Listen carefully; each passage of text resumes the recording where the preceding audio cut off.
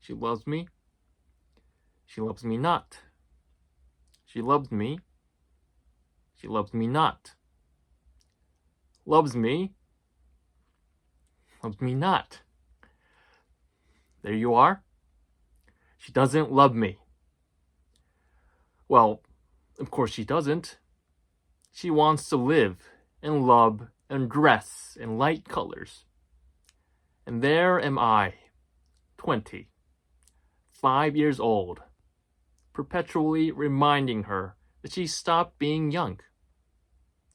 When I'm not there, she's 32. When I am, she's 43. And that's why she hates me. Then again, I don't acknowledge the theater. She loves the theater. She thinks she's serving humanity and the sacred cause of art. Whereas, in my view, the modern theater is an anthology of stereotypes and received ideas.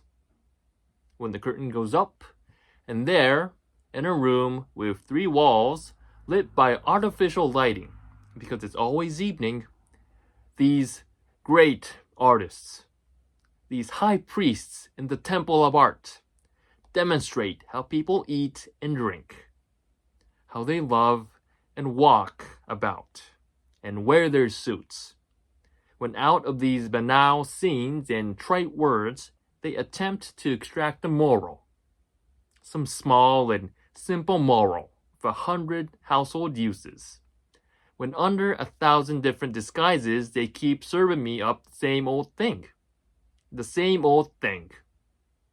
The same old thing. Then I run, and don't stop running. Just as Maupassant ran from the sight of the Eiffel Tower, that weighed on his brain with its sheer vulgarity.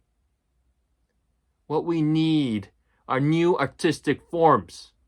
And if we don't get new forms, it would be better if we had nothing at all.